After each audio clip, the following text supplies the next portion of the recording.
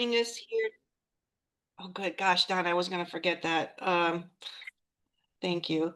Uh, okay, well, thanks everybody for joining us for our Govys August webinar.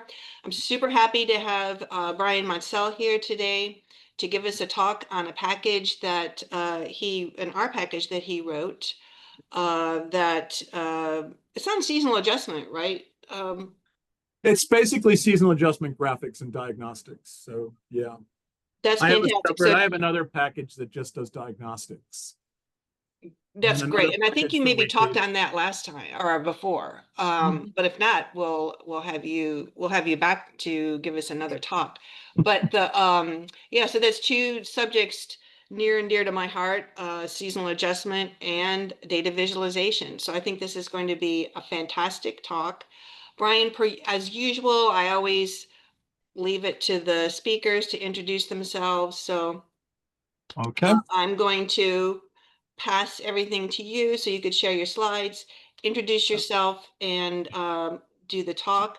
And I guess while you're doing that, let me just mention that we do have the Q&A, yes, and we also have the chat. And so I'll be monitoring both of them. It's a little bit easier, I guess, if you put things in the Q&A, but either one is fine. And Brian, did you want me to interrupt with questions, or how do you want to do that? If it seems, I would say if it seems like it's an important enough question, just interrupt me. But I'm also happy to take questions at the end. Okay, all right. So I'll kind of use my judgment, even if it might be faulty. Okay. And just one quick reminder, Donna, are you going to make me host? I will as soon as I'll just make sure everything is running smoothly, and then I will. Okay. Yep. All right, perfect. All right, we'll take it away, Brian. Thank you. Okay. Hi, my name is Brian Monsell. I'm currently a statistical consultant working with the Bureau of Labor Statistics. I spent 37 years at the Census Bureau doing basically managing the X-13, X-12, and X-13 seasonal adjustment software projects. So welcome to my talk about blsplotGG. I've long had an interest in seasonal adjustment graphics, and this is something I've done to support my research and methodology work at BLS. So I'm going to start with my motivations for developing the package and give a very brief discussion of the ggplot2 package. Next, I'll lay out the types of plots available with the package, and I'll show examples of each type of plot with the code you'd need to generate it. After showing off the different plots, I'll talk a little bit about some of the other features of the package, as well as highlight a utility that creates alt text for visualizations generated by the package. And finally, if I have time, I'll share some observations on the recent USAR 2025 conference at Duke, and I'll offer an interruption or two along the way. So let's get started. So Uncle Brian's story time. After I retired from the Census Bureau, I began working at the Bureau of Labor Statistics as a hired annuitant. And part of how I used my time was to learn how to generate packages. I had a lot of these, loose R things that I would use for graphics and seasonal adjustment work. And I tried to learn how to generate packages to help with the work I was doing. As I did all of my work within R. Most of the people that I know at BLS, they use SAS, but I tend to use R. Part of that work was to start developing an R-based package for generating seasonal adjustment graphics.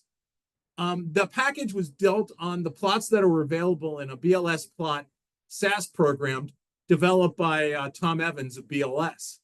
I added additional plots from the X-13 graph program from the Census Bureau, originally developed by Catherine Hood and SAS and now maintained by Dimitra Litras, who also developed a Java version of that package. This package was called blsplotR, mirroring the program developed by Tom Evans. Now, in time, I became disenchanted with base R plots, as it took more and more effort to produce output that I thought was professional looking. Seemed like every release with R, the R base plots got less and less attractive. I found it necessary to include more and more graphics parameters controlled by the par function to get the spacing and the look I wanted.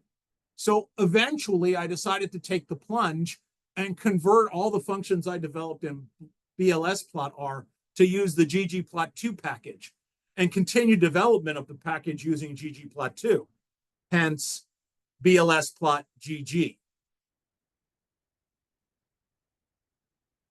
And now a useR interruption. At useR, I attended a session on visualization that had a talk about a new package called TinyPlot. It offers a lightweight extension to the base R graphic system. And some of the capabilities TinyPlot offers are automatic legends for plots, the ability to easily do facet plots, and the ability to apply persistent themes to plots. It also allows you to do piping to different functions within TinyPlot.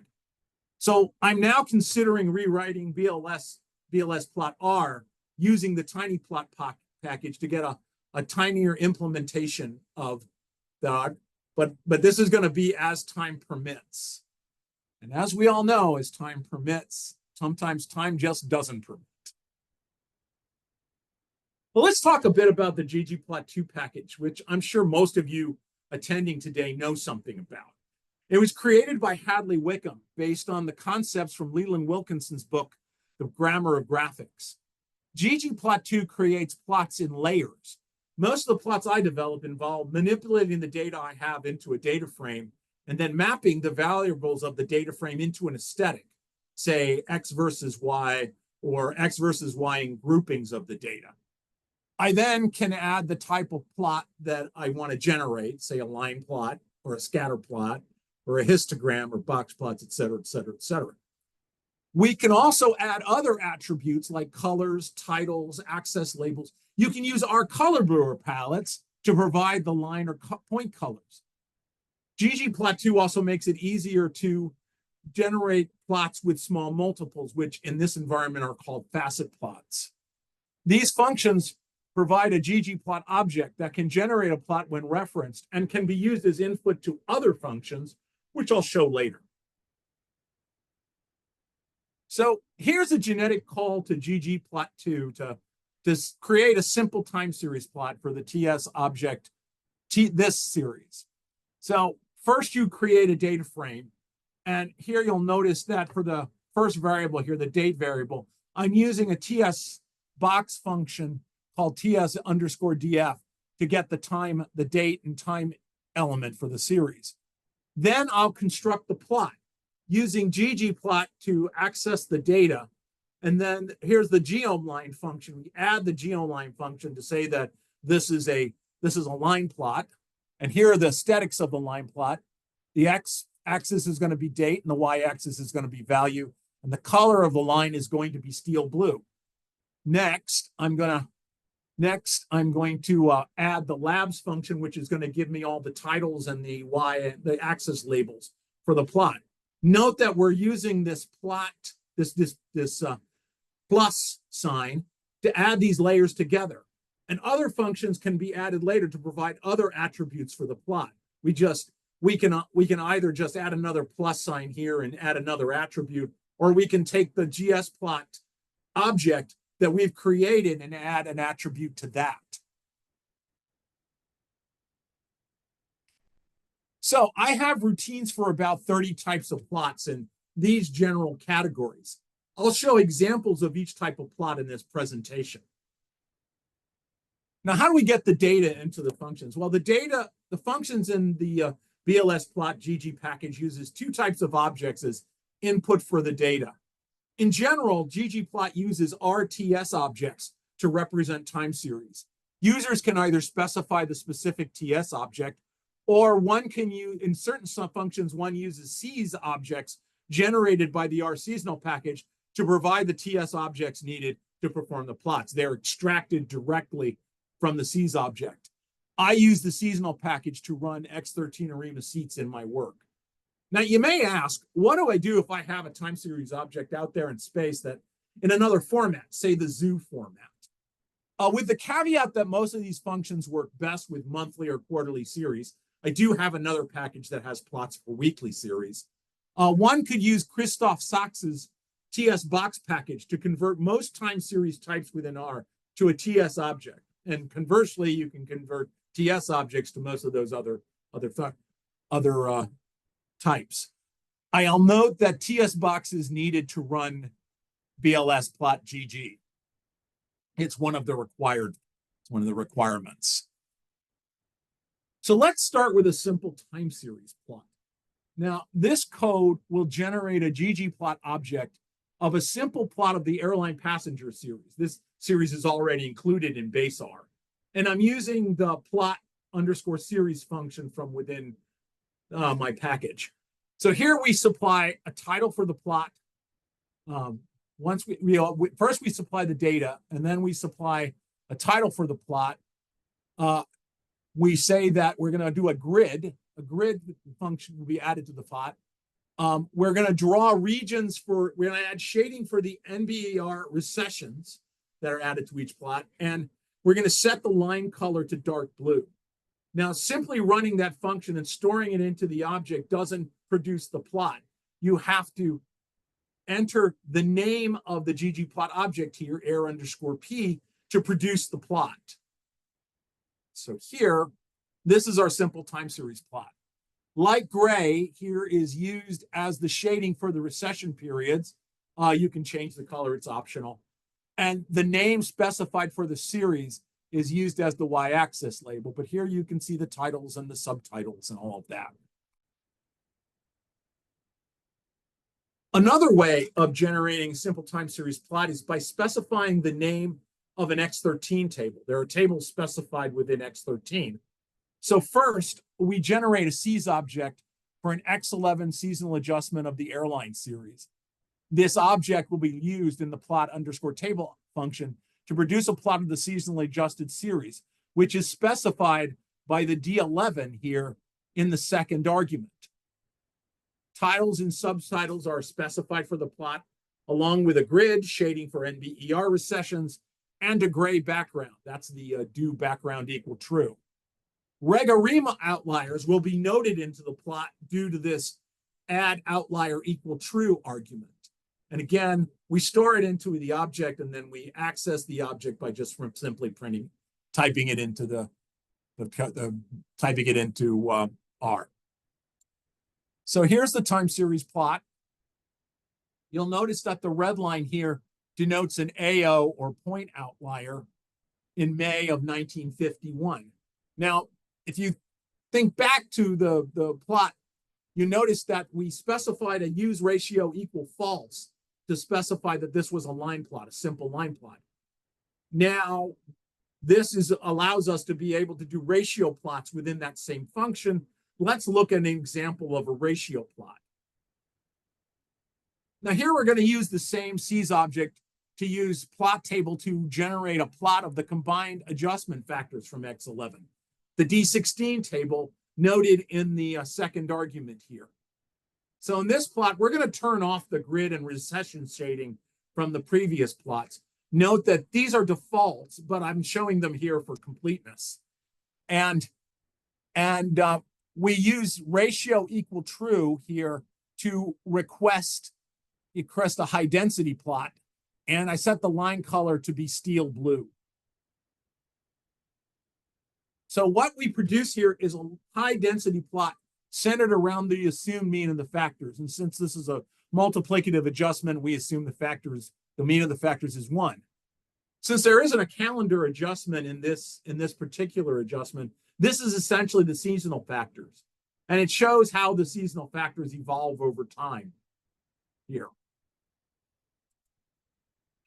Well, as in R, where you can do multiple things in multiple different ways, there's another way of generating factor plots with the plot ratio function. The function takes a time series argument as its input. So the series in this case is the UK gas series from base R. UK quarterly gas consumption series from 1960 to 1968. The script shown generates a SEAS object for an X11 adjustment with a 3x5 seasonal filter. And then the time series of the seasonal factor are extracted here using this series function from the seasonal. You know, see, we're basically using this, SEAS object and just extracting the seasonal factors. Plot ratio then produces a ratio plot of the seasonal factors.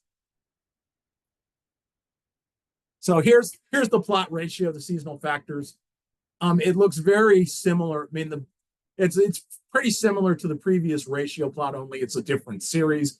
You can look and see how the factors evolve over time, etc. Now, component plots of factors are another important visualization that allows analysts to directly compare different components of seasonal adjustment.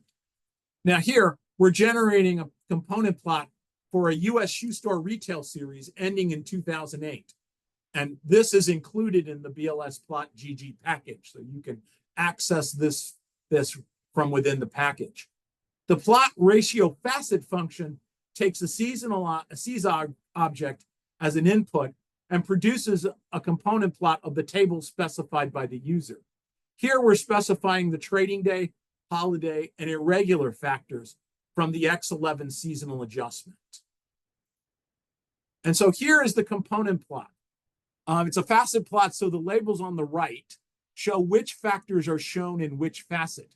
It gives you an idea of how much each component contributes to the series and to the variability of the series. So you can see here, you've got some fairly large irregular factors here. That might be the irregular, that might be an outlier there. Here are this is the holiday factor, it's Easter, so you can see that. And then here's the trading day factors.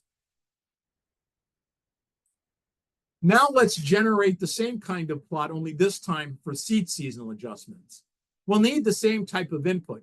This time we're specifying seasonal and irregular factors from a SEATS adjustment. You can tell it's a SEATS adjustment because here we're saving the SEATS S10 table.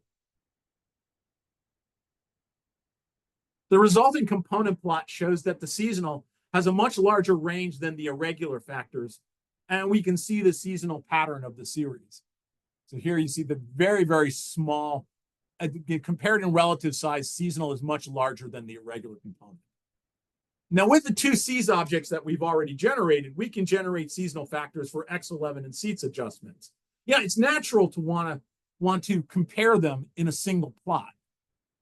And so this script shows how to compare two ratio plots. First, we extract the seasonal factors from their respective SEAS objects and use the plot ratio 2 function to produce a component plot with both sets of seasonal factors. Titles are set for the individual plot and for the individual plots and for the overall plot. And the color is set to dark green. Notice this do comparison plot. We'll get back to that later. So this plot shows how similar the X11 and SEATS factors are for the US shoe store series. Now, you can sort of see that some of the SEATS factors are a little larger here than for this, but it would be good to have some way of doing a more direct comparison of the two factors, because often it can be hard to make the kind of meaningful comparisons visually, just trying to go back and forth from the different plots. So here, I've added a panel that shows the ratio of the two seasonal factors. You can see that the factors differ more at the ends of the series than at sort of the center of the series. And you get an idea of the magnitude of these differences. You can see it's about a little over 1% here and down, almost approaching 3% difference. This panel is produced by setting the do comparison plot argument to true in that plot ratio 2 function. So you can choose whether or not to include this plot directly from the plot ratio 2 function. Hey, Brian. Yes. I'm going to interrupt with a question. Sure. So the question is, do you somehow specify the y-axis limits on the facet plots? So all the plots have the same y-axis limits, or did the You pattern can't, do you this? can specify both having all of the facet plots be the same, or there's an option to specify that they're different. Okay. So it's not, it's your choice. I have an argument that will allow you to do either one. And sometimes you do. Sometimes you want to have everything be the same so that you can look at the respective difference in the variance. But then other times you want to look and see, you can't really here in the irregular. Let's go back to the irregular plot here. You can't really see anything. If you were doing this with the holiday or whatever, and the holidays would be short and everything, you can't really see subtle differences. So in that case, you might want to just have everything be have their own, have each of the axes be independent. Yeah, that's a good point, because I guess it depends on what you're trying to show. And I guess Right. could you go back to the other plot you just? Sure. Yeah, Sure. that one. I found it kind of interesting, the little title label on the right. The title label on the right. The little gray bar. Those are facet labels. Yeah. And you can, I'm not sure if I give you the ability to control them, but you can control them. Yeah, it just looked, I just wanted to point that out because I thought it was interesting. Yeah, I mean, it's essentially removing the need for a legend. Yes, or to have a title above each facet or subplot too, which would then kind of clutter the the landscape, I guess. Well, this isn't done with a facet plot, so we are putting the titles of everything above each of these. So, okay. This is not a facet plot. These are not a facet plot. You put them together in a different way than having them be a facet plot, but it's the same kind of concept. Yeah, but and essentially, I looked at it as at some places it's good to do the facet plot, and in others you kind of, because if I were to try to at some point I might want to include a trend in here, so you can't do that. You can't have a trend and a high density plot for a factor in the same facet plot. They won't let you mix and match graph types within facet plots. So sometimes if I were to try to do something where I had the trend and the seasonal and the irregular, I'd have to do something like this construction, because then I could have a line plot here and a ratio plot here and a ratio plot here, say. Okay. So, it depends on what type of thing as you said, it depends on what you're trying to do. What is the purpose of the plot? Yep, super helpful. Thank you, Brian. Not a problem. So let's move on to, again, we can also produce comparison plots for the seasonal adjustments from X-11 and SEATS. Here, same kind of thing. We extract the seasonal adjustments from the SEAS objects we've done earlier and use the plot X-11 and SEATS function to produce the plot.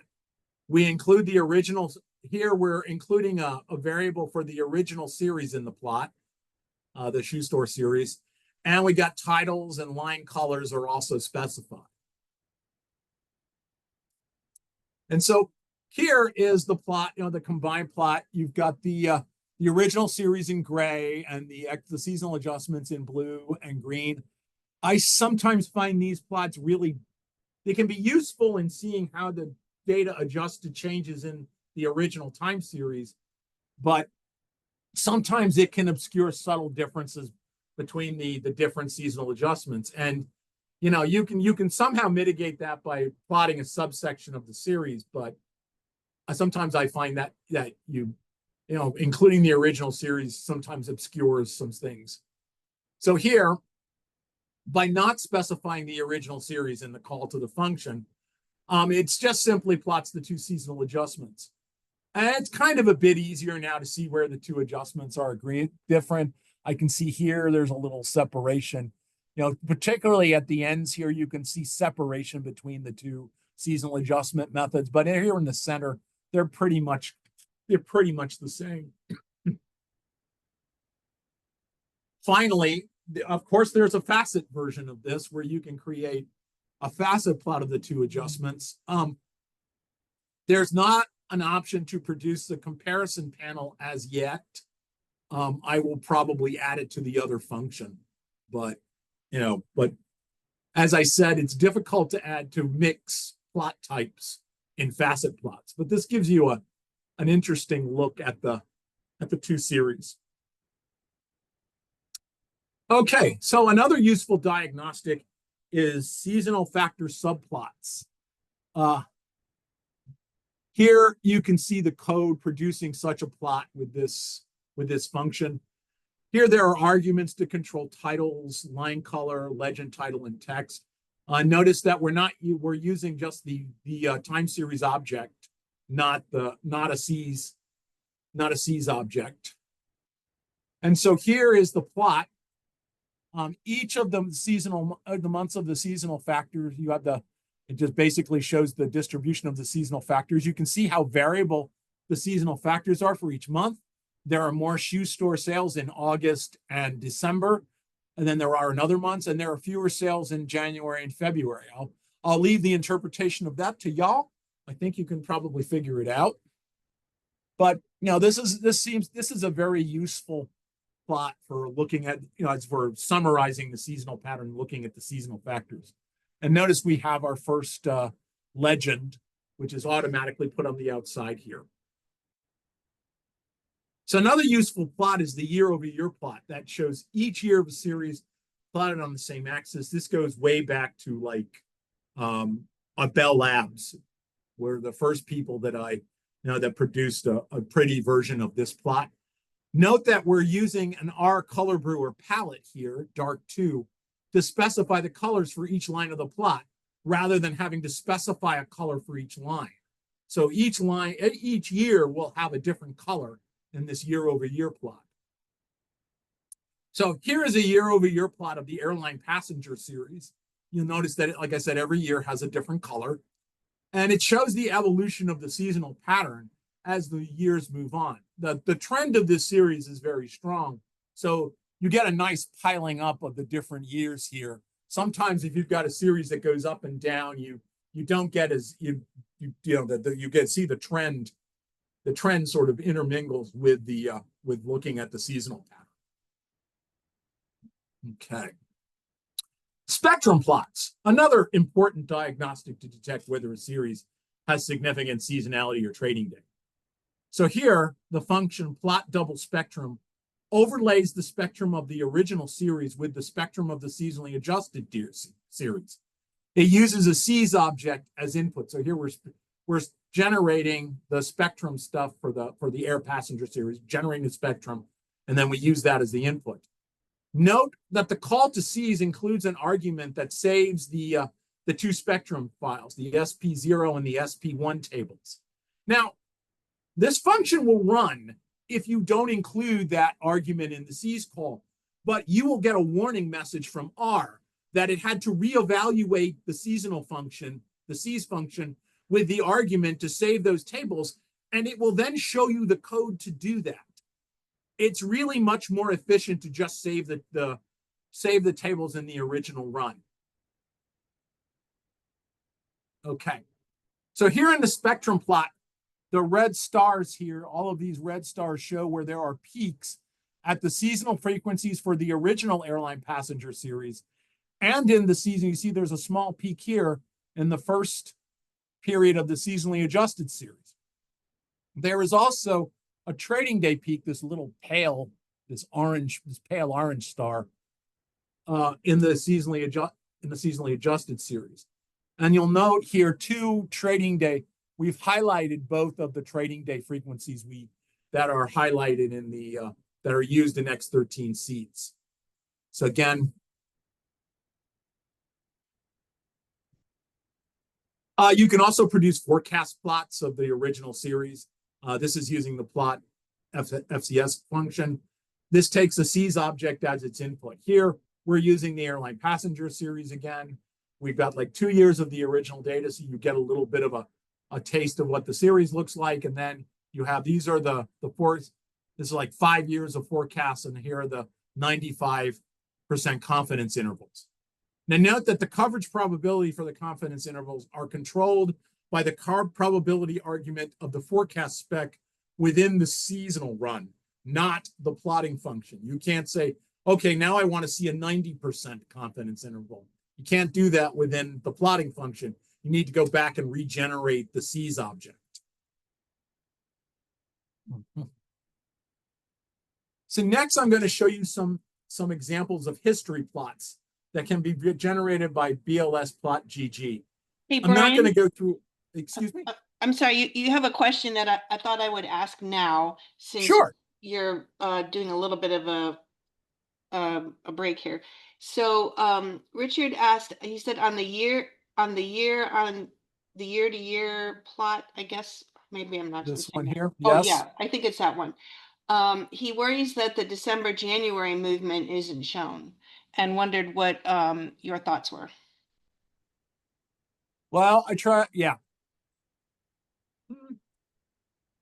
I would think that that's something you might want. Yeah, I understand that. I understand. If I take the point, I would say that it was easier to produce this plot, to be honest, but I can, it's on my to-do list. Yeah, could you do sort of a sliding thing?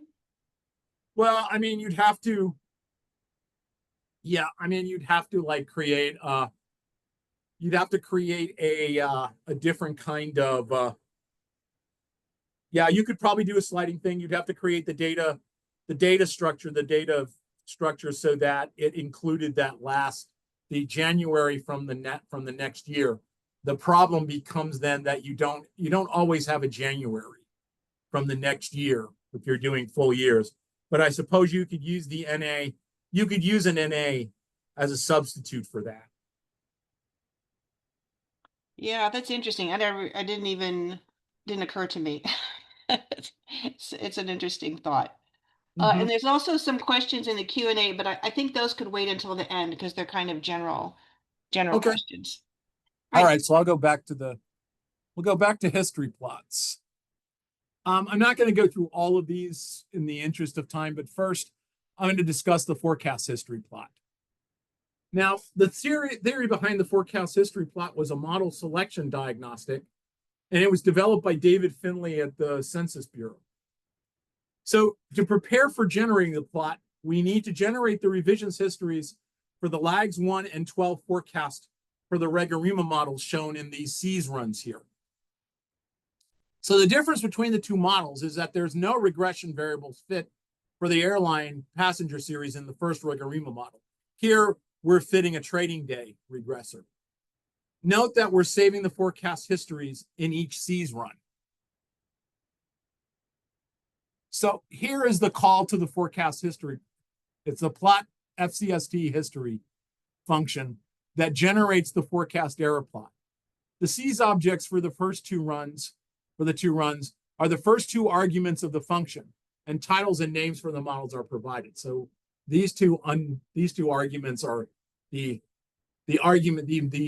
C's objects that we selected earlier. So note that the differences in the sum of squared forecast errors are plotted for the lead 1 forecast in blue and the lead 12 forecast in green. So the blue line follows a consistently upward trajectory. It's pretty up, which implies that for the 1 step ahead forecast, the model with the trading day regressors forecast better than the model without the trading day regressors, as the forecast errors are consistently higher for the model without the trading day regressors. Note that this is not the case for the 12 step ahead forecast. I would probably accept the model with the trading day regressors, given this improvement in the holiday regress, in the forecast errors, but I would also look at other diagnostics. Next, we'll show plots of seasonal adjustment revisions histories. So this slide shows how we generate the C's objects we'll use in generating the plots. We're producing revisions histories for the seasonal adjustment, changes in the seasonal adjustment here, the changes in the seasonal adjustment, the month-to-month changes, and the trend. And I specify the lags I use to produce revisions history. I'll have revisions history for the seasonal adjustment, say for the 1st and 12th lags, And I'm saving a number of tables here that I'm going to need in the plots. So this slide shows the plotting functions used to produce the history plot of the seasonal adjustment and the history plot of the month-to-month changes. Note that the arguments used are fairly similar. It's basically pretty similar plot, but the plots that you produce are a little different. See later here. So this is the history plot of the seasonal adjustment. It shows the initial and final seasonal adjustments and the values for the lag 1 and lag 12 revisions to the seasonal adjustment.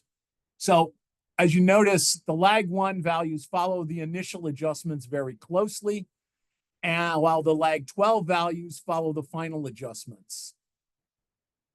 Although there is some separation, like here and here, sort of large revisions that then don't catch up to the final. This is a history plot of the changes.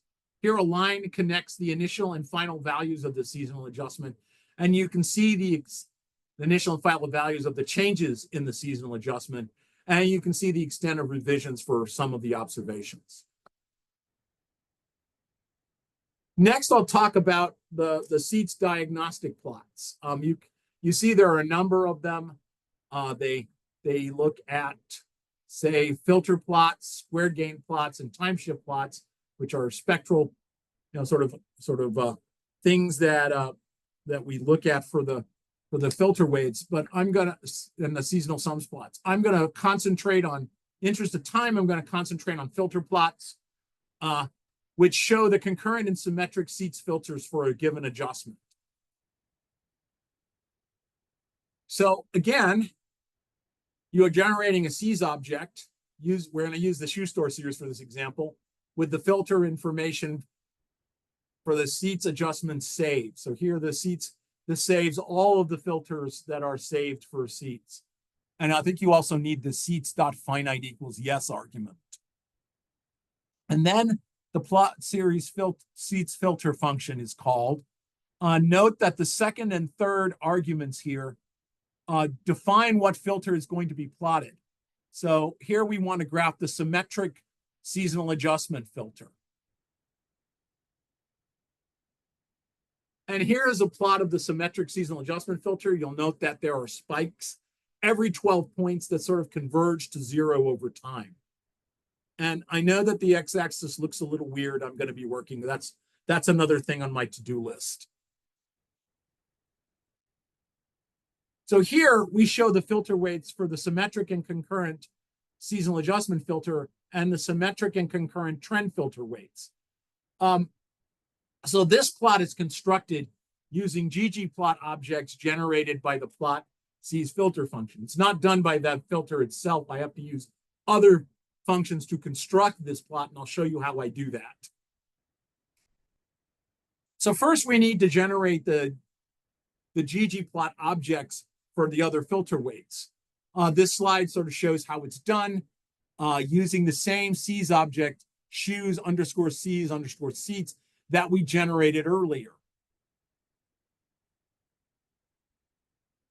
And next, we construct a list object with the 4 ggplot objects we generated earlier.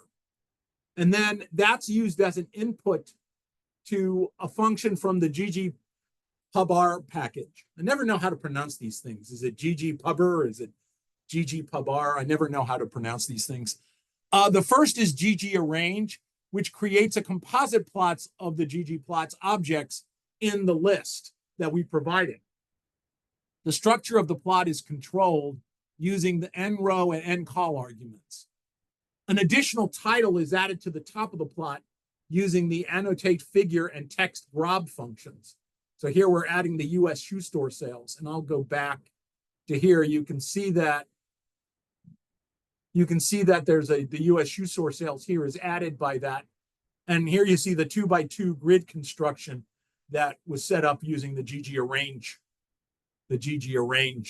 function. There are other functions that I don't have time to go into, and we have utility functions that I use to extract information from the SEAS objects specified, and also extract information from GG objects themselves. There are also data files included in the package so that you can run the example straight out of the box.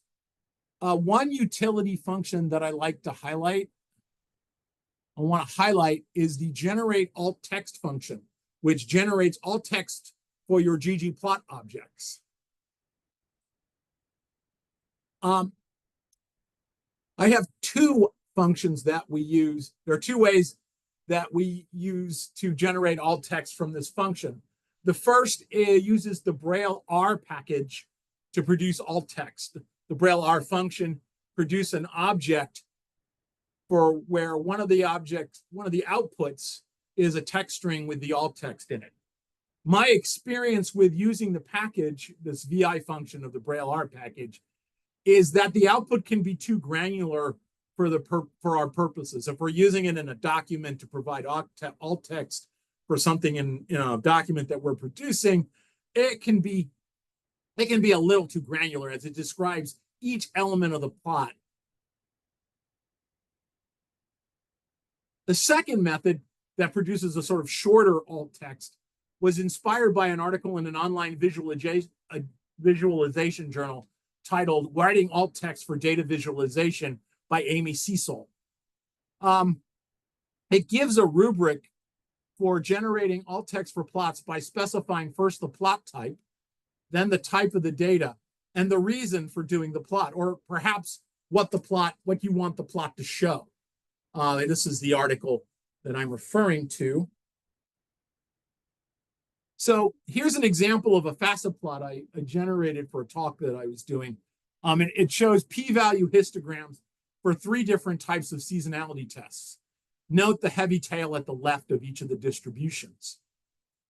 So here, I'm using generate alt text to generate just basically alt text for this plot. By specifying short alt equal true, we're only asking the function to return the shorter alt text generated using the props from the C-cell rubric. So here it basically says facet plot for histograms and p-values for f-tests and QS statistics, where it shows the distribution of the diagnostics are heavy left-tailed. So now I have some slides with the references I noted in the talk. Send me your email. I can send these along to you. The first 2 references are for the function that generates alt text. This is Amy's paper, and this is the documentation for the Braille R package. Next, there are 2 references for the X-13 graph program from Demetra Litris. The second one is the Census Bureau website you can use to get X-13 graph and also get documentation for that software. There is also a reference here for the TinyPlot package, which you guys said just released. Next, here are some references for some of the packages used by ggplot, by blsplotGG, including the seasonal package. This is documented in this 3rd reference. Finally, the reference for ggplot2 and the Wilkinson book that inspired it. Again, I'd be happy to send these to anyone who asks. So now, I think I have time. I got another 15 minutes here. So I'm going to share some observations from USAR 2025. This was held at Duke University about 2 weeks ago, and I found it quite interesting, quite informative. Many people, as you might imagine, at a statistical conference dealing with software, talked about AI. Hadley Wickham had an excellent keynote talk about LLMs and how he used the Elmer package to construct story and answer questions and things like that. So they basically, using Elmer, the Elmer package, you can specify an LLM and just and you can give it prompts and it will give you the responses within R. I also saw a talk on vibe computing. I would ask to see a show of hands if anybody knows what vibe computing is, but we can go on. Vibe computing is essentially creating a program using only the output from LLMs. You basically describe the software you want. Basically, you want a shiny app that will display my graphs and let people choose which graphs they want to display and the data set that they will use to display it. And the LLM will provide you with the code.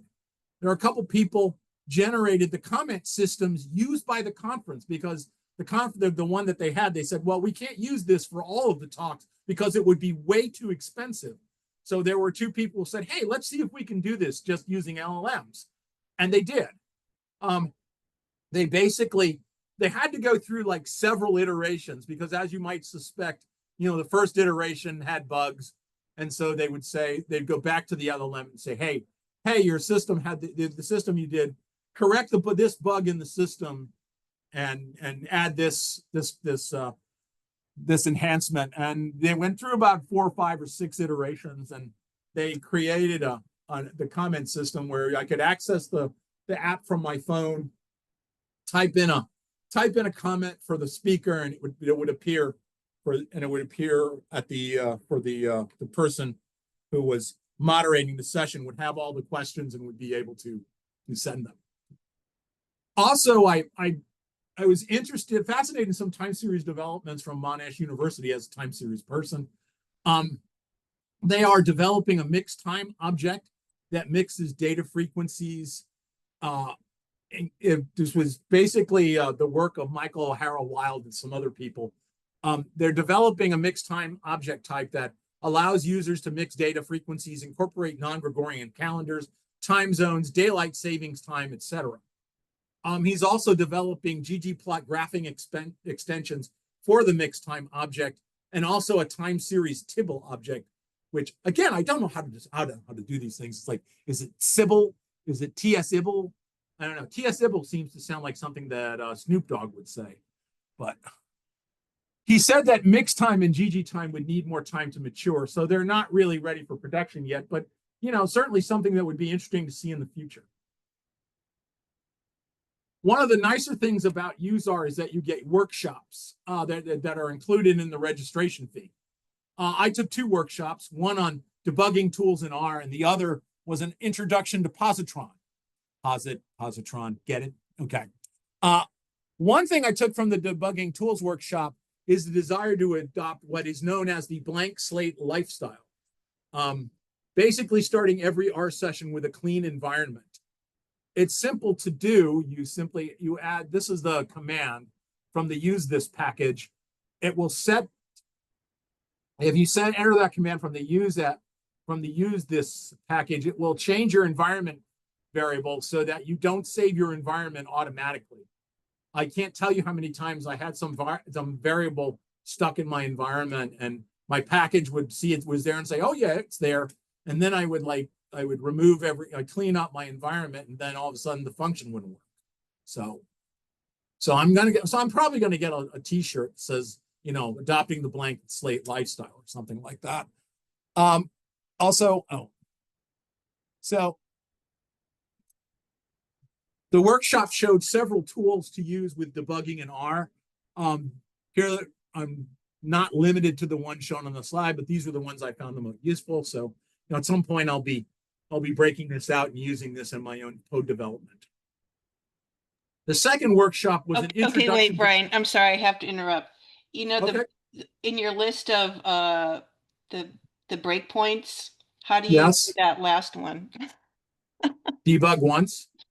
I know I kept saying debug once or something. Yeah, I don't think Beyonce has anything to do with this. Beyonce has nothing to do with R. She's I know, but that's what's on her own. No, it's debug once. So you do debug. Debug just sets it. You set it and go undebug, turns off the debug environment, and debug once is essentially you're just going to go for one iteration of the debug cycle. So you're just doing it once. Yeah, I just wanted to show you that I have the same problem reading these things, and it's like trying to decipher license plates sometimes. Yes. Okay. So, as I said, the second workshop was an introduction to positron, which Posit is saying is a new IDE for data science that they're releasing. It's available now. You can download it for free. The presenters made great pains to say that this is not a replacement for RStudio yet. They talk about RStudio having another 10 years of life before it is completely replaced by positron. So they recommend that folks should consider trying positron if you use multiple versions of R.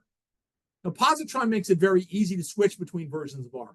And if you had code that's mission critical or an important package, it's good to see whether different R versions where your users might have access to work the same on your code. Or if your agency is going to move from one version of R to another, it would be good to see whether your stuff runs correctly. I remember when I went from being a rehired annuitant to a consultant, I tried running some of my packages, and I had the misfortune of having a couple of packages that didn't exist anymore. So anyway, it's also recommended if you use R and Python together, because positron is meant to be an IDE for both R and Python. So you can use the same environment to work with R and Python. They're considering adding languages like Julia. Julia is like the #1 thing on people's wish lists, is that they consider creating an environment for Julia. And they basically said, we probably need to hire somebody else to do that because we don't use Julia. Anyway, if you consider yourself a data scientist, positron is being designed to be the IDE for data scientists. If you consider yourself a data scientist, you might want to give it a try. I consider myself more of a methodologist than a tinkerer, so I'll hold off for now. Finally, you go to a conference and you overhear things. You're in. So these are two things I overheard at UseR. One of the presenters at the debugging workshop said to always prepare two applications if you're working on a project, one using AI and another using linear regression. The AI app goes on your resume and the linear regression app goes into production. So another time I was going to the snack table, to the coffee and tea place, and someone was taking the water from the fountain, and she looked up at somebody and said, I just assume most of my body is microplastics now. So I thank you for your attention. I eagerly await your questions. And here is my contact information. At the bottom of the slide is my GitLab address. You should find the most recent version of the package there. You go directly to my GitLab, my GitHub, whatever. And there's also a manual for the package, which I've generated using R. If you can't find it there, I'll email it to you. It's not a big deal. Okay. That's super. Let me have it, Wendy. Let me have it. No, that's fantastic. Thank you so much, because that was one of or related to the questions from our Q&A. Okay. So we have, and I'll probably say their name wrong. Fatih. I'm sorry if I'm saying that wrong. Anyway, from the Turkish Statistical Institute, and they have some questions. Yeah, that's fantastic. Does the blsplotGG package also support objects or results generated with ARIMA-SEATS, or is it limited to X11 outputs? Does it also use X13? It uses X13. Okay. I mean, seasonal uses X13, doesn't use Tremo and seeds. So if you have your stuff in X13, it will access the seeds object. But not the. I'm not aware of any interface between R and Tremo seeds. If someone has an interface between R and Tremo seeds, I can play around with it as I have time. As my. Yes, there's always that. As time permits. Yeah, exactly.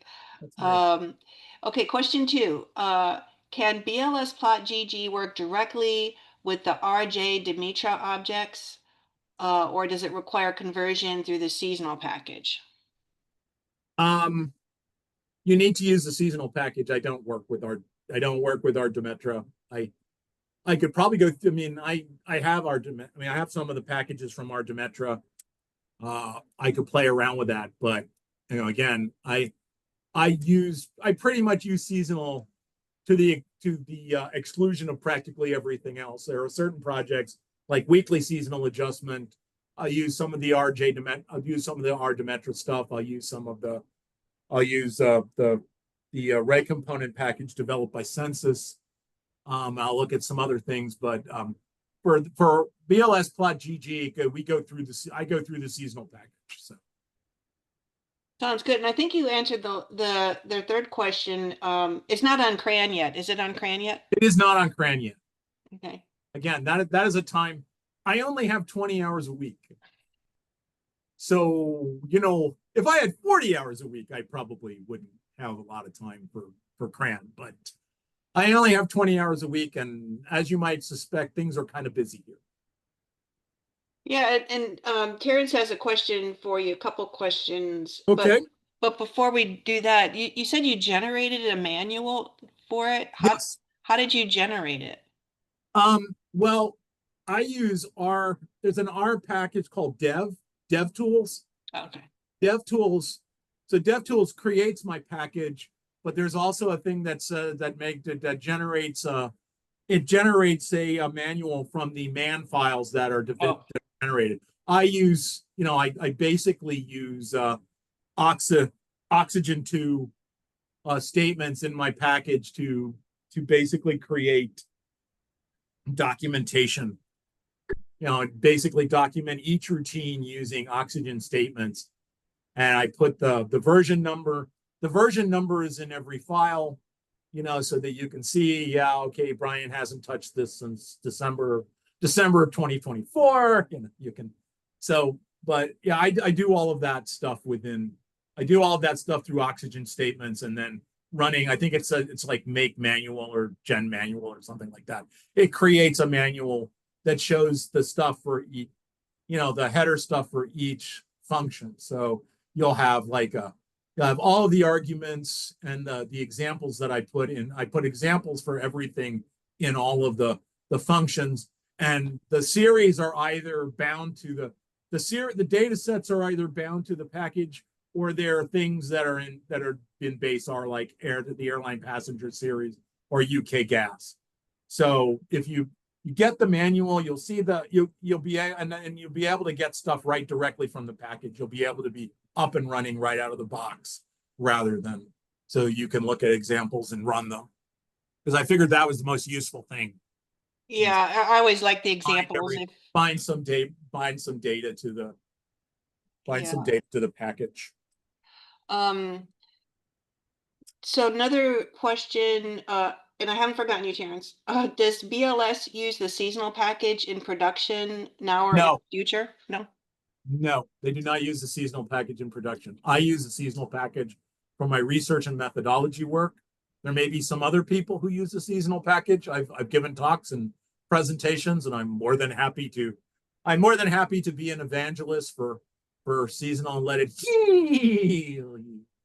But most of the production work is usually done in SAS. All right, Linux perfect. boxes. Thanks, Brian. And we have Terrence's question. He said, "Thank you for your fine work." On a related topic, there's a need to co-model multiple dependent time series in a computationally tractable way. Are you aware of any method? This can be readily done in a Bayesian way, but the coding is often customized and relatively slow. My short answer is no.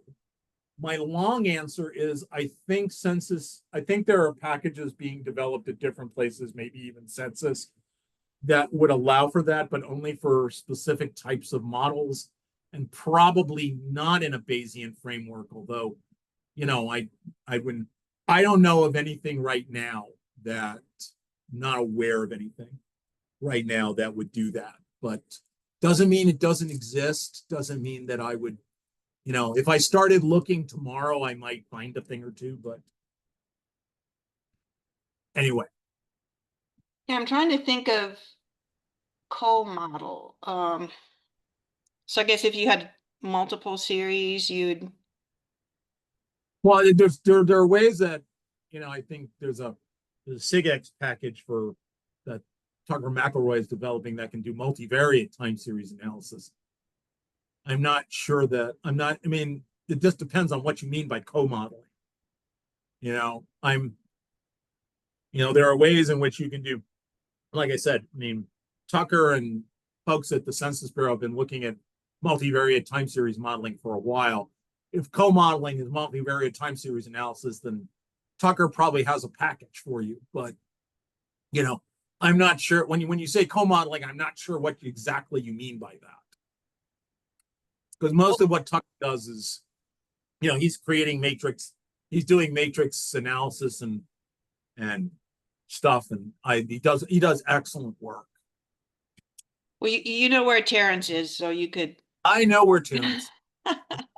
Terrence knows where I am, so exactly. Richard has a question. He said, or a statement, I guess. He said, Stats New Zealand is looking into the seasonal package. So it's not straightforward, but investigating as needed to replace the current SAS-based system. Mm-hmm. Okay, that's interesting. Richard, if you wanted me to come down for about a month and, play, the wife has never seen New Zealand, so I'm sure she'd be more than happy to have me drag her down to New Zealand for a short visit. I'm jealous. I would love to go there and. Mm-hmm. Yeah, maybe one day. We could all go. We could all go. We go to Hobbitown. Yeah. Go to Hobbitown. Go see a rugby match. I see rugby matches on Fox 2, and I'm just like, ooh, that looks interesting. Anyway. All right. Well, thank you, Brian. This was super interesting. I didn't realize there were so many different types of plots for seasonal adjustment and time series. I mean, I'm kind of just used to like the line plot or something like that. But well, this was very informative for me. Thank you, and hopefully for others out there. Oh, and I guess I should just say that we'll get this posted to our YouTube channel. Hopefully next week, as long as I get the link back from Donna. And you have Brian's email here for the slides. You could also email me for the slides, and my email is wendy.l.martinez@census.gov. And Brian gave them to me, so I'll also pass them on. All right. Well, thank you. Mm-hmm. Ciao. All right. Thanks, everybody.